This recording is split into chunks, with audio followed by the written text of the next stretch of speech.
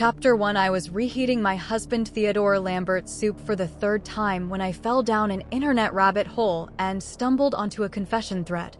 The prompt was simple: what is the most outrageous thing you've ever done? I immediately started typing. I canceled my wedding 18 times to save my sister.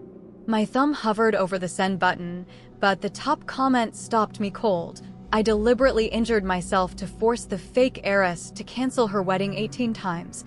I'm the biological daughter of a wealthy family. After we went bankrupt, the fake heiress's husband started giving me $6 million a month while she works exhausting, demeaning odd jobs every day to pay off their debt.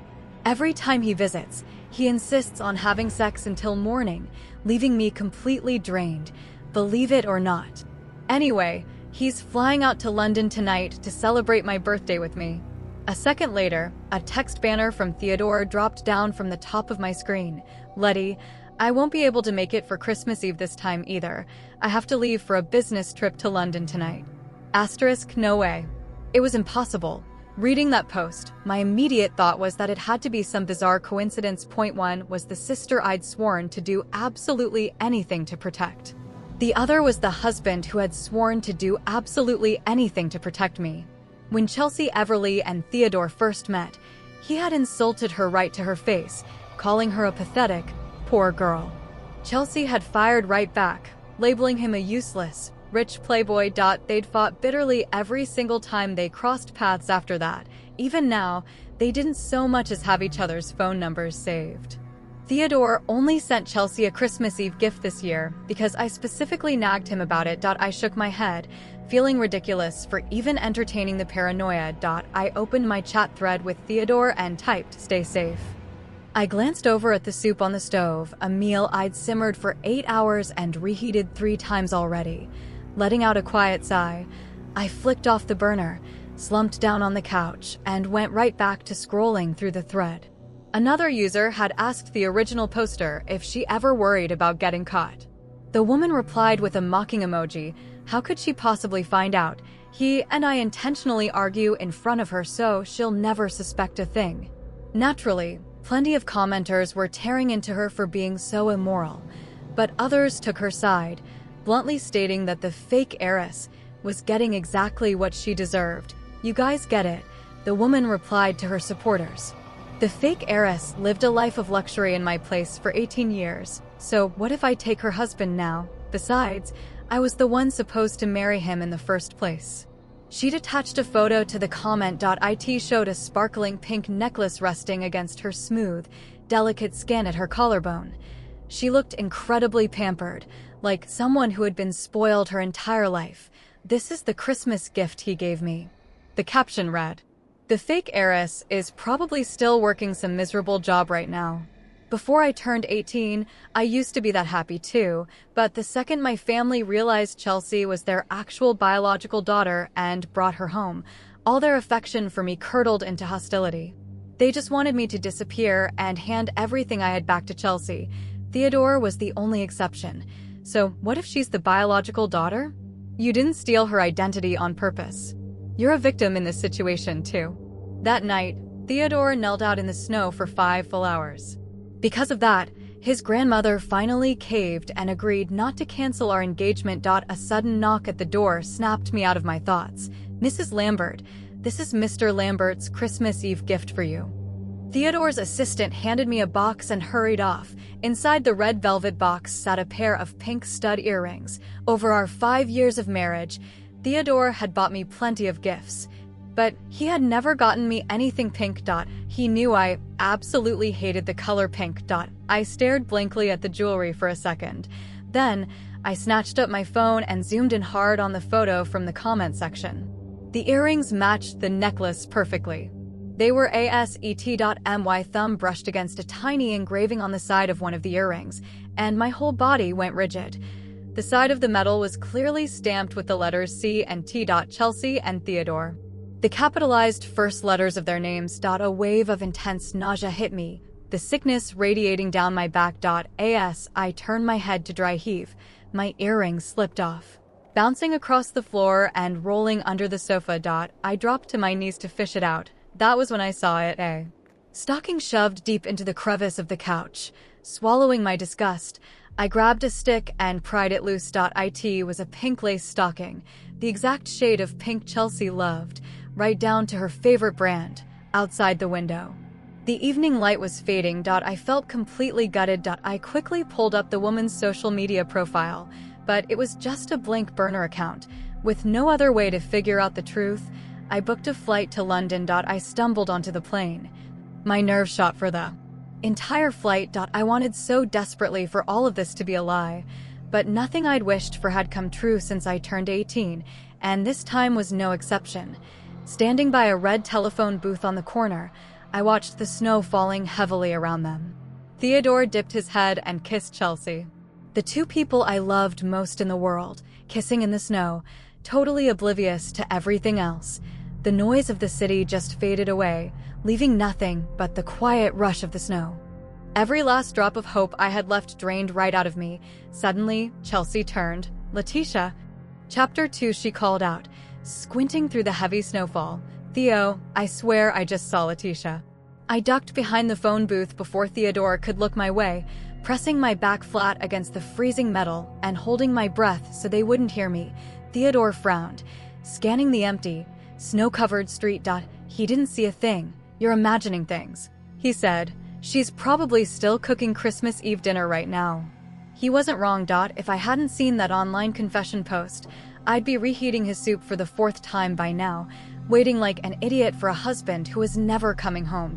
I bit my lower lip hard, fighting back tears. I felt so pathetic. Just as I was about to slip away, Chelsea made a move. She grabbed the edge of Theodore's coat, looking up at him with pleading eyes. "Theo, can you divorce Leticia? I want to marry you." Theodore instantly stubbed out his cigarette, his voice completely flat. "Stop acting like a child. Leticia is the only woman I'm marrying. Show up to our wedding on time next week, and stop faking injuries to get my attention." With that, he walked away. He knew. He'd known all along that Chelsea was intentionally trying to sabotage our wedding. I wiped at my tears. But I just couldn't stop crying. I was done. I didn't want him anymore. I took the first flight back home and threw all my clothes into a suitcase. As I was finishing up, I found a few old paintbrushes shoved in the back of my closet. I stared at them, lost in thought for a second. I remembered the day Chelsea cried because she felt talentless, which led the Everly family to ban me from painting.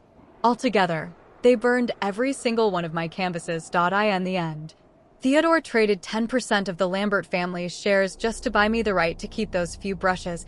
I couldn't wrap my head around how our relationship had fallen apart so completely. Suddenly, my bedroom door burst open. It was my biological mother, Savannah Arnold. The second she walked in, she dropped to her knees. She grabbed my pant leg tightly, sobbing, "Letty, please. Can you just let Chelsea have Theodore?" My own biological mother, begging me to hand my husband over to another woman. My throat tightened, but I held my ground. "And if I say no?" I asked. Her face instantly twisted into something vicious. She raised a hand to slap me. "Leticia, you lived a privileged life in Chelsea's place for years," she snapped. "What's the big deal about giving her a man now? I never should have given birth to you." My left cheek still burned from the slap that had snapped my head to the side. By the time Theodore finally walked in, my mother was already gone, looking devastated. He hesitated a second before reaching out to touch my swollen face. "Honey, I'm sorry," he said softly. "I got here too late." As he reached for me, his sleeve slipped back, bearing the long scar on his wrist. Years ago, when I was kidnapped, Theodore took 18 stab wounds trying to save me. But everything between us had changed since then. I turned my head away, dodging his hand, and met his eyes. "You think I owe Chelsea too, don't you?" Theodore didn't answer. He just grabbed an ice pack and pressed it against my cheek. I kept my eyes locked on the little crease between his eyebrows. "Theodore, are you hiding something from me?" "Yes." I closed my eyes for a second. "What is it?" Theodore pulled a diamond ring out of his pocket. He dropped to one knee, looking up at me, his face full of hope. "Baby, it's my turn to propose." The whole thing felt absurd. When I was 23, I was the one who proposed to him. Now, at 28, he was finally asking me. Right then, my phone chimed. It was a text from my biological mother. Chelsea was hit by a car. Tell Theo to come see her right away. I held the screen out for him to read. Chelsea was in an accident, Theodore. It's real this time. Chapter 3. His face dropped. He hastily shoved the ring onto my pinky finger and bolted out the door. I stared blankly at my right hand. A ring on the pinky symbolizes a lifelong intention to stay single. It felt like a glaring neon sign, telling me I was just meant to let Chelsea have him. Why did it always have to be me? I always seemed to have the absolute worst luck. Even back on the day I was supposed to donate bone marrow to my biological mother. The car I was riding in got into a wreck. I remember desperately trying to pull my adoptive mother, Margaret Everly, and my sister, Chelsea, from the wreckage. Margaret's voice was so weak I could barely hear her, but she forced the words out anyway. Even if you die, you have to make sure she stays happy. She demanded. You owe her that. Right up until the moment she stopped breathing, Margaret gripped my wrist like a vice. Otherwise, I will never forgive you, even after I die. Those were her last words to me. When her hand finally went limp, I couldn't shed a single tear. That one breathless demand ended up dictating the rest of my life. Why? Why me? Why did it always fall on me? My throat tightened, stealing my voice. All the strength drained out of my body, and my breathing slowed to a crawl. I just stood there, frozen, long after the ambulances took them away. Suddenly, my biological mother, Savannah, was rushing toward me. Her eyes were red and swollen as she grabbed my shoulders, shaking me over and over. Where's Chelsea? Is she okay? I won't survive if something happens to her. Didn't I tell you to protect her? Everyone only ever cared about Chelsea. No one noticed my bleeding wrist. I was covered in injuries, but not a single person asked if I was okay. I opened my mouth, just wanting to ask one thing. What about me? That was until Theodore strode over and pulled me into his arms. I won't let you get hurt ever again, he'd promised me. But now he was the only one hurting me. Theodore didn't come home for the next few days. I kept my head down and stayed busy with my part-time job, determined to pay off the last of my debt when Saturday rolled around. It was time for the monthly family dinner. Theodore walked in slowly, pushing Chelsea in her wheelchair. Sitting there next to each other, they looked like the perfect match. I sat across the table, feeling completely out of place. Savannah spooned some food onto my plate, bringing the topic up casually. How would you feel about Chelsea staying at Theo's place for a while? I nodded. All right. Theodore frowned when I slid into the back seat after the family dinner, but he kept his mouth shut. Later that afternoon, I found a hidden phone shoved under the bed. I punched in Chelsea's birthday, and the screen unlocked immediately. Theo, I'm pregnant. The profile picture and the way she texted confirmed it. It was Chelsea. They hadn't cut contact at all. They'd just gotten better at hiding it. Nauseous, I forced myself to scroll through every single text they'd exchanged. While I was sweating through a heavy mascot suit for work, they were toasting her birthday at a high-rise restaurant. While I was lying on a freezing set playing a dead body, they were riding roller coasters for Valentine's Day. While I was working shifts at the cafe, they were kissing under the Eiffel Tower, and while I was biting my tongue and swallowing insults from customers just to pay down debt, he was playing house with her for Christmas. I felt completely pathetic. Just looking at myself in the mirror made me feel pitiful. Choking back tears, I booked an appointment for an abortion. On my way out the door, I bumped into Theodore. He was busy cooking a meal for Chelsea. I quickly wiped my eyes and looked up at him. I'm pregnant. A split second of joy flashed in his eyes, but it was instantly swallowed by guilt. He grabbed my hand, his voice dropping into a pleading register he rarely used. Could you get an abortion this time? He put her on a pedestal, and I was just collateral damage. Our whole relationship had been entirely one-sided. Okay. I didn't even look at him as I pulled away and walked out the door. I went to the hospital completely alone. The doctor looked over my chart, her tone cautious. Ma'am, your health is incredibly fragile right now. If you go through with this abortion, it's highly likely you'll never be able to conceive again. I slowly shook my head. That's fine. I signed the consent forms without a second thought. 3 hours later, the faint heartbeat inside me was gone. When I got back to the house, Theodore had made a full dinner for me. Let's have a little girl after we get married, he said. You've always wanted a daughter, right? I shook my head. I don't want one anymore. And I meant it. I knew I was never going to have a child anyway. That's okay. A boy would be great too, Theodore rambled on, sketching out a future for us. But I had already made up my mind to leave for Paris. My actual future wasn't going to have him in it. Out of nowhere, his phone buzzed with a work call, and he ducked out of the room. Less than 3 minutes later, Chelsea literally dropped to her knees in front of me. Leticia, can you please just step aside and let us be together? Listening to her plead, anyone would think I was the villain keeping them apart. Leticia, please give him up. Theo and I truly love each other. I nodded and gently pulled her up off the floor. Okay. I was going to give them exactly what they both wanted. I was going to hand Theodore right back to Chelsea. Later that night, heavy breathing jarred me awake. Right outside my bedroom door, they were having sex.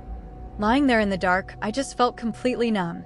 After they finished and things went quiet, I slipped outside into the yard and dug up the buried box.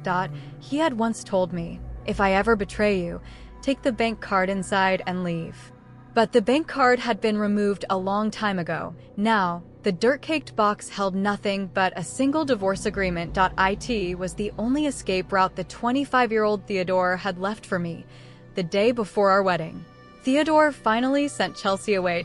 I was in the bedroom packing my things when he wrapped his arms around me from behind. Honey, what do you think about going to London for our honeymoon? London. The exact same city where I'd found out about his affair. I can't wait to see you in your custom wedding dress tomorrow, he whispered. But I felt absolutely nothing. In the middle of the night, while Theodore was dead asleep.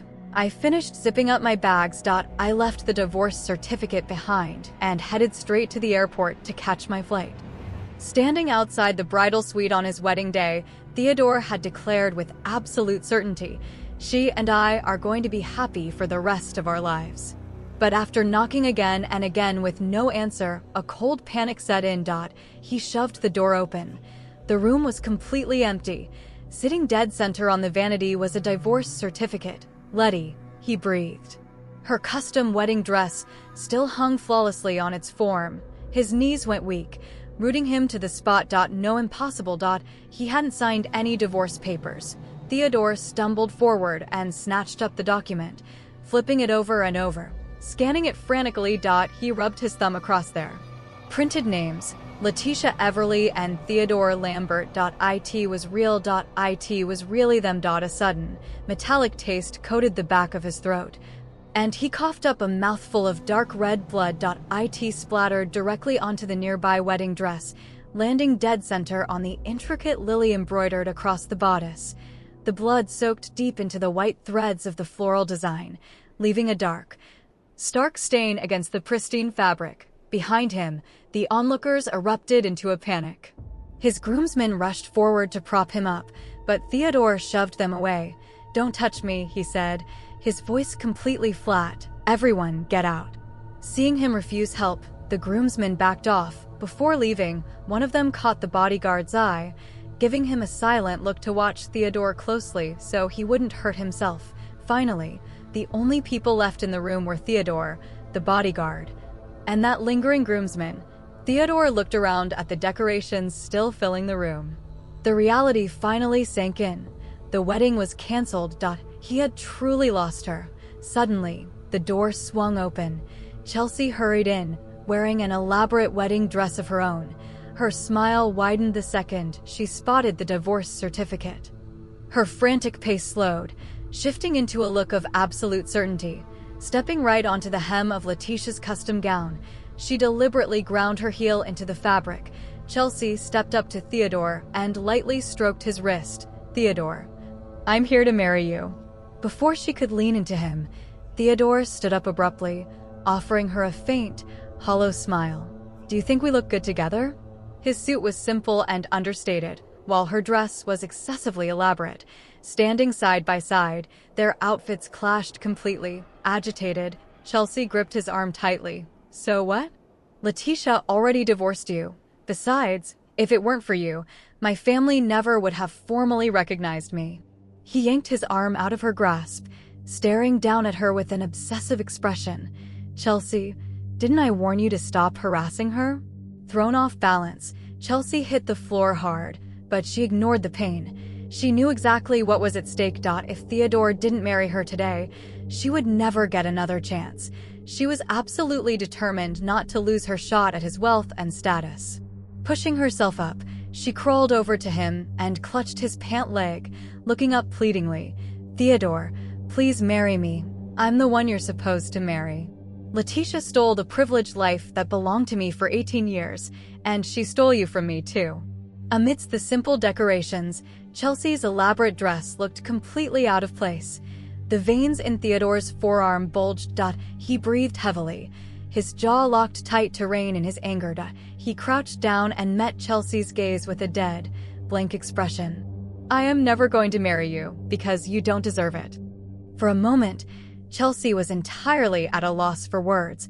She had planned everything so carefully, only for him to tell her she didn't deserve him. All the color drained from Chelsea's face. Without realizing it, she caught the fabric of her dress in a white-knuckled grip. Suddenly, Savannah burst into the room. Her eyes were red and puffy from crying as she immediately stepped in front of Chelsea, shielding her. "Leticia doesn't deserve you." Savannah snapped. "Chelsea is the one you should marry." Theodore let out a harsh laugh, eyeing her with open disgust. "I've always wondered about that," he said. "Leticia is your biological daughter. How is it even possible you don't feel an ounce of love for her? You just keep tearing her down to prop up this other woman." Savannah cut him off. "Leticia is no daughter of mine. When I had leukemia, she wouldn't even pay my medical bills. It was Chelsea who donated her bone marrow and saved my life. I want absolutely nothing to do with an ungrateful brat like her." Theodore let out a bitter, mocking laugh. "Leticia was the one who saved you." His throat tightened painfully, but he forced the words out. "Back then, you said an 18-year-old Leticia was a perfect match for a 78-year-old man. But did you know she had literally just finished donating her bone marrow to you? Instead of checking on your own kid, you were too busy fawning over the woman you thought was your savior." A high-pitched ringing filled Savannah's ears. "What did you just say?" Her knees buckled, and she dropped heavily to the floor. Theodore looked at her like it was an act. "Look up the hospital records yourself. Why do you think Leticia got into that car accident? It happened because she had gone to donate her marrow to you." Savannah heard the words, but her brain couldn't process them. She had spent years hating the wrong person and loving the wrong one. Burying her face in her hands, she began to sob. She had made a massive, unforgivable mistake, and now it was too late to fix it. Theodore flicked a hand at his guards. "Get Chelsea out of here." Chelsea stumbled back. It was all falling apart. Her money, her luxurious lifestyle. Everything was gone. Two bodyguards immediately grabbed her by the arms and started hauling her toward the door. No, she wasn't going to let this happen. It wasn't fair that she had to take the fall alone. Theodore was only losing a relationship, but she was about to lose her entire financial security and social standing. Blinded by panic and rage, Chelsea completely lost it. She thrashed wildly, fighting against the guard's grip. "Theodore, do you seriously think Leticia is ever going to forgive you?" she screamed. "She already aborted the baby. She wants absolutely nothing to do with you. You called me a whore, but are you really any better? Did I force you into my bed? You brought this on yourself. It's your fault, Theodore. Guys like you cheat, dodge the blame, and then play the devoted partner. But you're the one who hurt Leticia the most. She's never going to forgive you." Theodore froze. In 3 long strides, he crossed the room and clamped his hand brutally around her jaw. He jerked her head up, forcing her to look him dead in the eye. "What did you just say?" he demanded. He dug his fingers harder into her skin, towering over her as her face flushed red. But Chelsea wasn't backing down. "I said she doesn't love you anymore," she spat. "Leticia will never forgive you." Theodore's last shred of hope completely evaporated. Chelsea twisted her gaze toward the floor. "And you, Savannah," she added. "Leticia is going to hate you for the rest of her life." She threw her head back and let out a manic, wild laugh. Savannah suddenly lunged upward, slapping Chelsea hard across the face. Chelsea shrieked, but the sound only fueled Savannah's rage. She grabbed Chelsea by the collar and slapped her a second time, tackling her to the floor. Savannah pinned her down and started striking Chelsea's face over and over with both hands. Watching the two women brawl on the floor, Theodore coldly ordered his guards to keep an eye on them, leaving his security team behind. He walked out of the house, got into his car, gripped the steering wheel until his knuckles turned white, and sped away as fast as the engine would take him. Theodore sped home alone, blowing through at least a dozen red lights along the way, jaw clenched tight. He kicked his car door open and stumbled toward the massive tree in the yard. Moving too fast, he lost his footing and slammed hard into the wet mud. Gravel tore through the fabric at his knees, instantly drawing blood, but the physical sting barely registered through the crushing weight of his regret. He forced himself up and scrambled the rest of the way, dropping to his knees in the dirt. He started clawing at the mud with his bare hands. His fingernails chipped, cracked, and started to bleed, but he shut out the pain. He just had to find what was buried there. His fingers brushed against cold, hard metal. He froze, breath catching in his throat. Hands trembling, he wiped away the loose soil and pulled out the battered tin box. He eased the lid open. Inside, sitting right beside the divorce papers, was a red velvet box holding their rings. Tears blurred his vision. His hand hovered over the velvet, afraid to touch it. Both wedding rings were tucked securely inside, both of them. The one she'd proposed to him with, and the one he'd proposed to her with. She had left it all behind, including him. The tin had once held a bank card loaded with $10 million, but now only the signed divorce papers remained. He had completely forgotten giving that card to Chelsea a long time ago. His affections had strayed long before this moment. The fight drained out of him, and he slumped back into the dirt. As he stared down at Leticia's signature, it hit him just how unfamiliar her handwriting had become. He buried his face in his hands, shaking all over. No, he wasn't giving up. He had to find her. He yanked out his phone, reflexively opened a travel app, and grabbed the next available flight to London. His hands were shaking so badly that he messed up his passcode 5 times during checkout. Then he stopped. It dawned on him that he had absolutely no idea where she'd actually gone. He was only booking a flight to London out of sheer habit. Ignoring Leticia's real life had simply become his default over the years.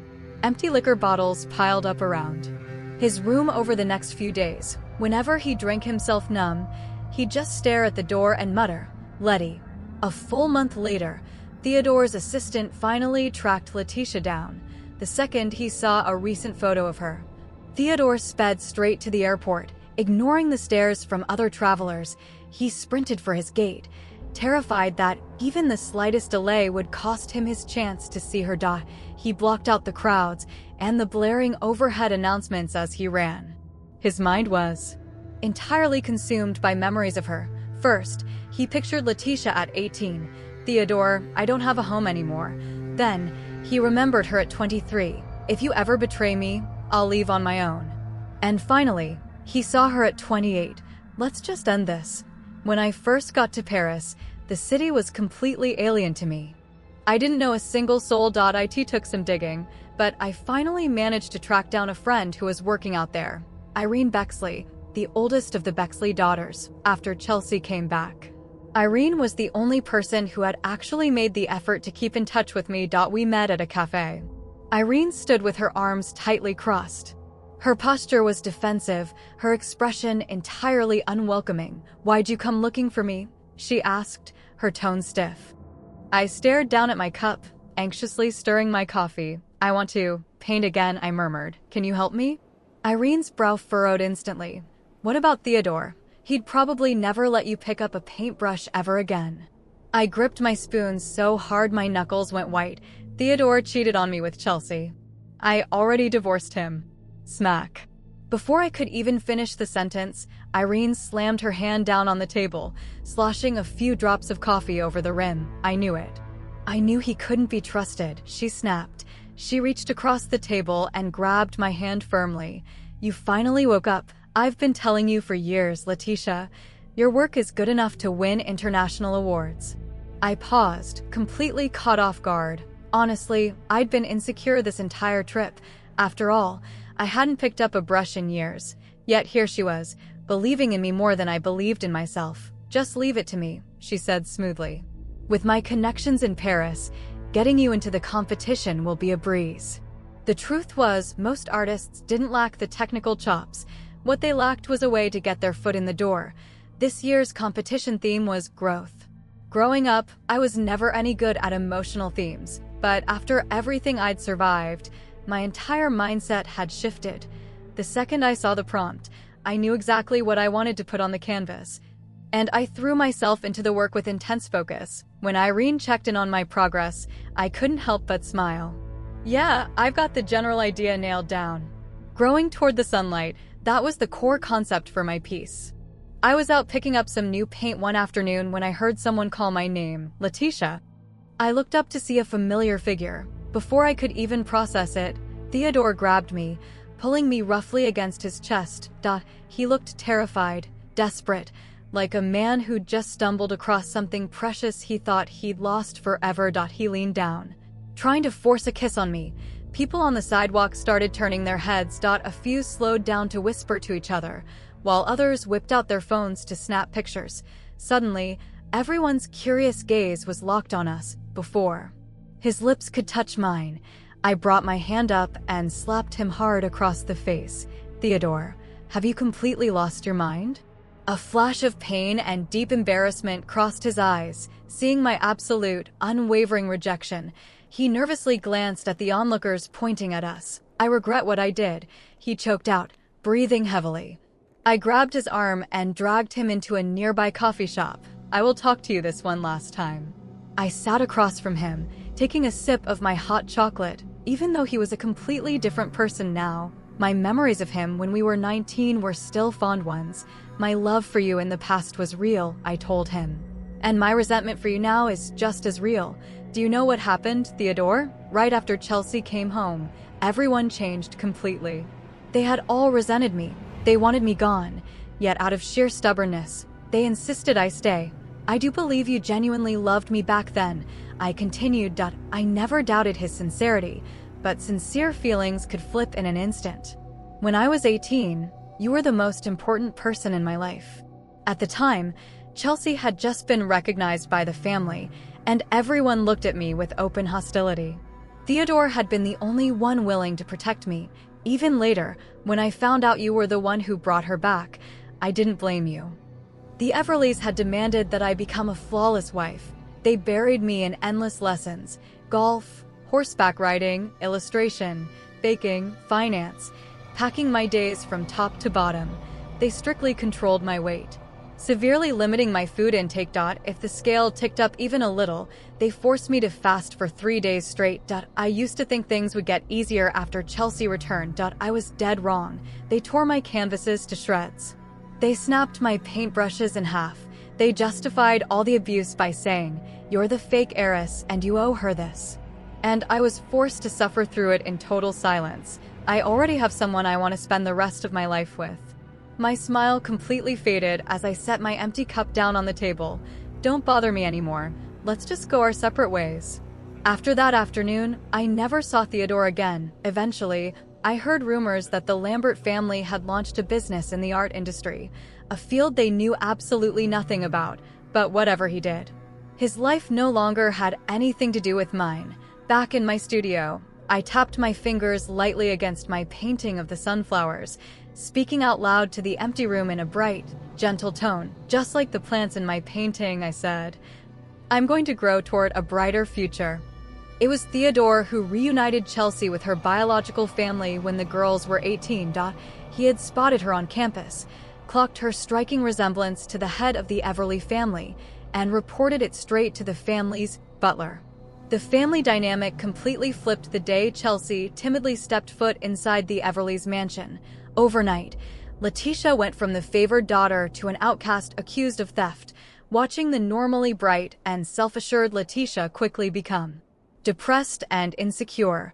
Theodore realized he had made a terrible mistake. It disgusted him when Chelsea acted helpless just to get close to him. He knew she didn't actually care about him. She just wanted to take what belonged to Leticia. She chased after him without any real feelings, completely unfazed by the fact that he was already spoken for. People told him Leticia was a horrible person who had stolen 18 years of happiness that rightfully belonged to Chelsea. But Theodore knew that. Chelsea's adoptive mother, Savannah, had always catered to Chelsea's every whim, despite the Arnold family's financial struggles. And what about Leticia? Was she just supposed to quietly suffer and eventually lose her place to someone else? He refused to let that happen. He stubbornly honored his engagement to Leticia, wanting to give her a solid foundation she could rely on. Leticia broke down in tears the day they signed their marriage certificate. "You're all I have now," she told him. Because of that, he gave her a safety net just in case she ever needed it. A divorce agreement he'd had drawn up the day before they registered their marriage. But the marriage registration didn't stop Chelsea from pursuing him. She constantly sought him out, and through all that time together, he eventually caught real feelings for her. After throwing back too many drinks, they ended up having a one-night stand. Gradually, his favoritism shifted toward Chelsea. He forgot Leticia's favorite foods and the drinks she preferred. When Leticia ended up drowning in severe debt, he flat out refused to bail her out. Instead, he faithfully wired Chelsea $6 million every single month. He even selfishly convinced himself that keeping Leticia financially dependent was the only way to make sure she'd never leave him. When Chelsea told him to get a divorce, he didn't shoot the idea down outright. He just thought it was completely absurd. He had known Leticia for 28 years and had been married to her for 5.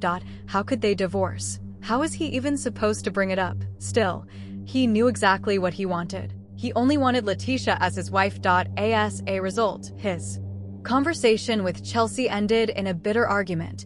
Later, while walking past a luxury boutique, he stopped dead in his tracks. It hit him that he had never formally proposed to Leticia. He walked inside, bought a diamond ring, and planned to finally ask her to marry him the right way. But the second he heard Chelsea had gotten hurt, he abandoned Leticia all over again to rush to Chelsea's side. He had hurt Leticia time and time again, and that was the day she finally left him. After that, he spent his days lost in an alcoholic haze. He followed her to Paris, where they finally sat down and talked. He understood then that there was zero chance of getting back together. So he stepped back and protected her from a distance, clearing out the practical roadblocks in her career and helping her climb the ranks in the art world. He also watched from afar as she smiled, looking completely happy in another man's arms. If there were ever another lifetime, she would never cross paths with him again. She deserved a happier life, and he never should have been a part of it. Have you liked the story? Write your thoughts in comments. Thank you.